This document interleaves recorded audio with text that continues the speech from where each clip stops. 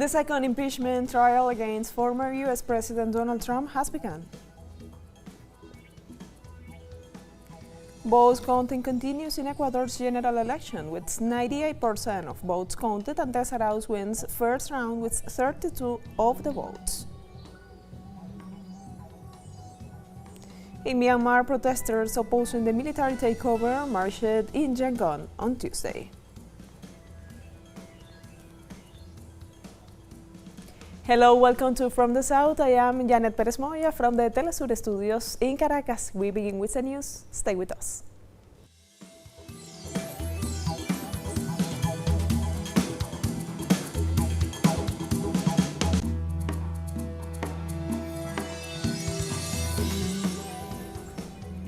The United States Senate opened Donald Trump's second impeachment trial this Tuesday.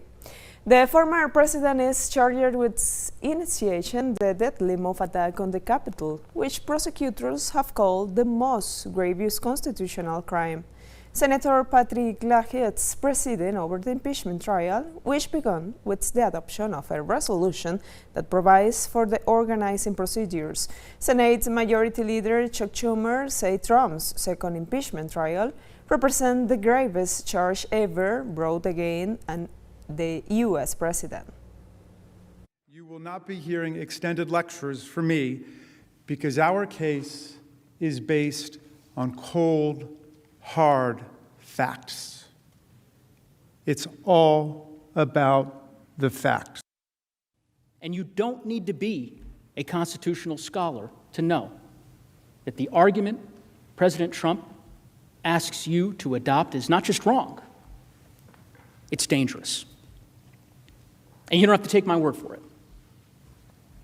This body, the world's greatest deliberative body, the United States Senate, has reached that same conclusion in one form or another over the past 200 years in multiple occasions that we'll go through. Over 150 constitutional scholars, experts, judges, conservative, liberal, you name it, they overwhelmingly have reached the same conclusion, that of course you can try, convict, and disqualify a former president. A gunman opened fire inside the health clinic in the United States on Tuesday, leaving at least 5 people wounded before a bomb exploded at the facility. Police were called to the Alana Health Clinics in Buffalo, Minnesota State, just before 11 a.m., according to Buffalo's police chief, Pat Buck.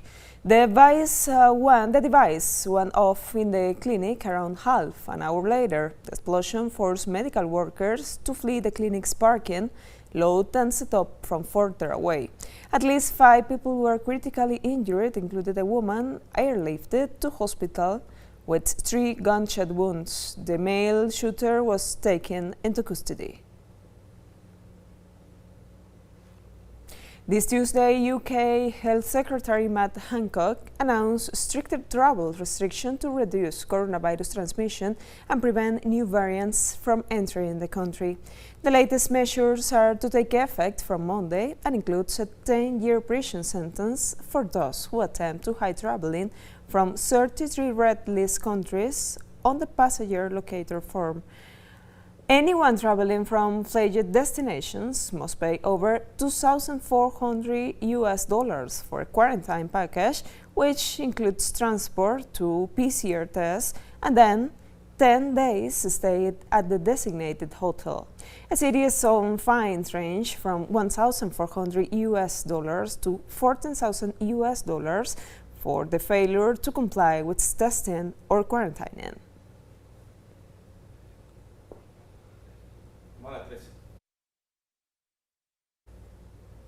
Greek Prime Minister announced a stricter lockdown in the capital, Athens, shutting retail outlets and schools as the country faced a third wave of the coronavirus pandemic. Greece was hit with the first wave of the coronavirus in March last year before infections eased off, surging again in the autumn, prompting the government to reimpose a nationwide lockdown. Nearly 6,000 deaths in Greece have been attributed to the coronavirus since the start of the pandemic, and more than 270 people are currently in intensive care. So far, nearly 420,000 people in the country of 11 million have received at least one vaccine dose. However, Greece has joined other EU states in limiting the use of AstraZeneca's vaccine to the under 65s as it awaits data on efficacy. Are of particular concern to us. On the one hand, the increase of those hospitalized in Attica, which are gradually filling up the health centers, and, on the other hand, the mutations of the virus that seem to accelerate transmissibility. Based on the new data, I take responsibility for the additional measures for the protection of public health. From Thursday until February the 28th, there will be increased restrictive measures in Attica. This means that all forms of retail will be closed and all levels of education will operate online. WHO Food Safety and Animal Disease expert Peter Ben Embarek said Tuesday the coronavirus was extremely unlikely to have leaked from a Chinese lab and most probably jumped to humans via an intermediary species. Our initial findings suggest that the introduction through an intermediary host species is the most likely pathways and one that will require more studies and more specific targeted research. The findings suggest that the laboratory incident hypothesis is extremely unlikely and to explain the introduction of the virus into the human population, and therefore is not a hypothesis that will implies to suggest future studies into our work to support our future work into the understanding of the origin of the virus. There was also a large amount of testing for the coronavirus responsible for COVID-19. World Health Organization chief scientist Soumasa Minata said China's plan to provide 1 million doses of COVID-19 vaccines to COVAX is encouraging. We need as many good vaccines, safe and efficacious vaccines as possible. China has several vaccines under development, and we are speaking with all of them. And we are also looking at the dossiers for Sinopharm and Sinovac. And the team is in China, as Dr. Simao mentioned. And we've also heard from them that they would be willing to discuss with the COVAX facility provision initially of 10 million doses over the next few months. So we're very encouraged by that. At the press conference in Ecuador, presidential candidate for the Union for Hope coalition, Andres Arauz, called on a political sector to consolidate social unity and peace in the country. Actors involved in this electoral process, that we have patience, that we act with prudence, we call for non-violence, to keep the situation in peace, and that all the elements that remain pending be resolved in accordance with the Code of Democracy and the institutional mechanisms established. So we are fully open to collaborate so that this process continues to go forward and that it be done with the utmost transparency, respecting the will of the people. In a press conference in Ecuadorian presidential candidate for the coalition Union for Hope, Andres Arauz, he noted that in general elections of February 7, the people expressed their rejection to the neoliberal model promoted by the government of Lenin Moreno. The results of February 7th shows us that approximately 70% opt for options linked to social justice and prosperity, searched through a large bloc that represents progressivism, plurinational unity, and social democracy, to propose a project as a country that overcomes the bad practices of banking neoliberalism of the government of Lenin Moreno. According to the latest report released by the electoral body, Andres Arauz is leading the vote with 32% of the votes, followed by the representative of the Pachakutik party, Yacu Perez, with 20%, and then Guillermo Lasso with 19%. So far, the electoral body's computer center has counted 98% of the votes. A rough vote between Arauz and either Jaco Pérez or Guillermo Lasso is set to take place in April 11.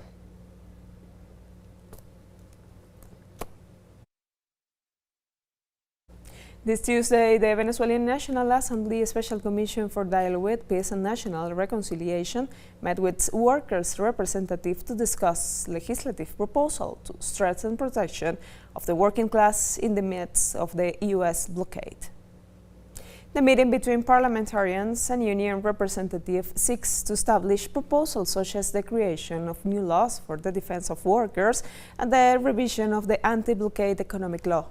The president of the National Assembly, Jorge Rodriguez, stressed the importance of listening to those most affected by the aggression of the United States, while also highlighting the serious effects of coercive measures imposed by Washington on the entire Venezuelan population. The current government of the United States of America recognizes the serious effects that the sanctions against Venezuela have had on the lives of the Venezuelan people. Perhaps you are aware that yesterday a document called Citgo was published where it is established in black and white that the serious effects that the sanctions against Venezuela have caused have been demonstrated. And where were those sanctions aimed at? Who were the subjects of the aggression of those sanctions? Who were the targets to be attacked with those sanctions? Which sectors of Venezuelan society were to be targeted by the blockade and sanctions? All Venezuelan men and women without exception. The president of the Venezuelan parliament also indicated that the coercive measures imposed by the United States seeks to break the will of the Venezuelan people. But especially, the sanctions were aimed at attacking two victims, Venezuelan women, Venezuelan families, the head of the Venezuelan families, which in our country, fortunately, thank God, is made up of women and working women, because if you attack the income of a country as the income from our main export product, which is oil, has been attacked, you are messing with the pockets of the workers. We believe that 2021 is a year of great opportunity to definitely defeat this aggression. This Tuesday, protesters clashed with police in Haiti's capital Port-au-Prince after country's president refused to step down at the end of this 5-year term. Police used tear gas and fire guns at protesters in the street of the capital, who retailed by throwing stones and using slings. The country's opposition leaders and their supporters have claimed that President Jovenel Moïse's 5-year term has expired and demanded that he step down on February 7. Instead of that, Moïse announced that authorities had arrested 23 people accused of plotting on alleged coup to kill him and overthrow his government. Those arrests include high-ranking police officials and Supreme Court judge who was favored by the opposition.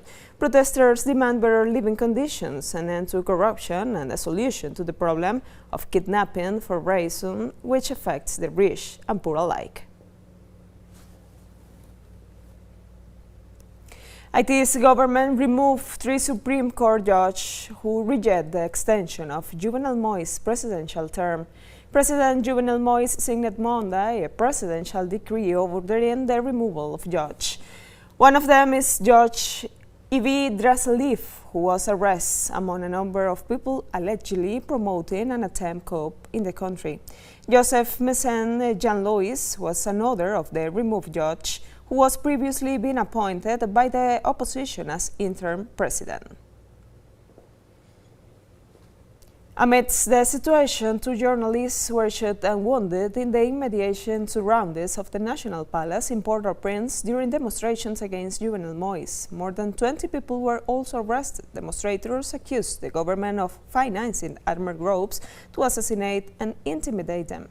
In Myanmar, where protesters opposing the military takeover marched in Yangon on Tuesday, carrying flags, placards, and chanting slogans as police watched on.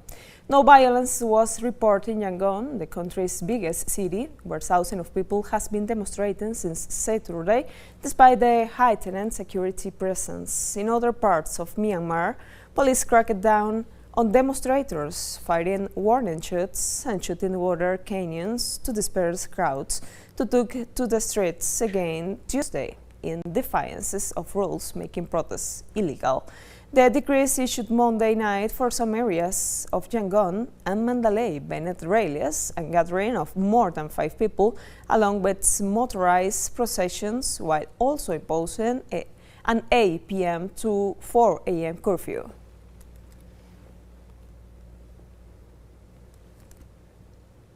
In northern India, hundreds of rescue workers continue to search mud-filled ravines and valleys for survivors after part of Himalayan glaciers broke off. The incident unleashed a devastating flood that has left at least 31 people dead and 165 missing. One of the rescue efforts focused on a tunnel at the hydroelectric power plant, where more than 3,000 workers have been out of contact since the flood occurred on Sunday. Scientists have gone to the site to investigate what caused the break and the flood. Experts say climate change may be to blame, since warming temperatures are shrinking glaciers and making them unstable worldwide.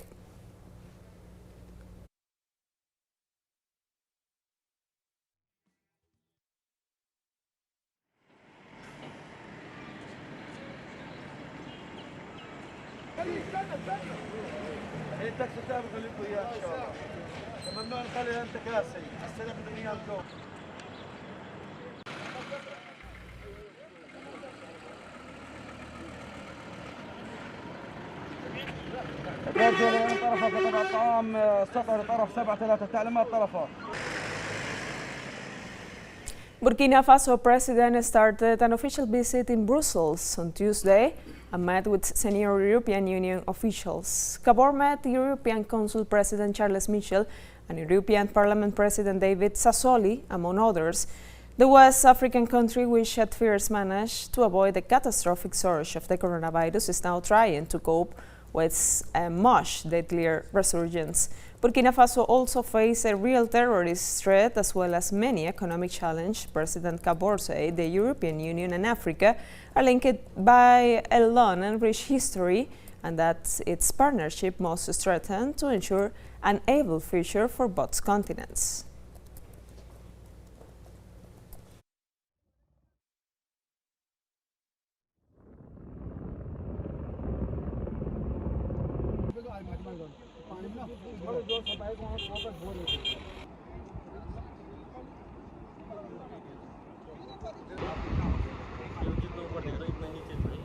On Tuesday, the President of Poland, Hungary, and Czech Republic and Slovakia met in northern Poland for 2 days of debates to mark the 30th anniversary of the Visegrad Group. The group is an informal body of political and economic cooperation in the region. The talks will include the fights against the coronavirus pandemic, building energy, security, protecting the climate, and international and transatlantic relations. The group, also known as B4, often works out joint positions in international ties, especially within the European Union.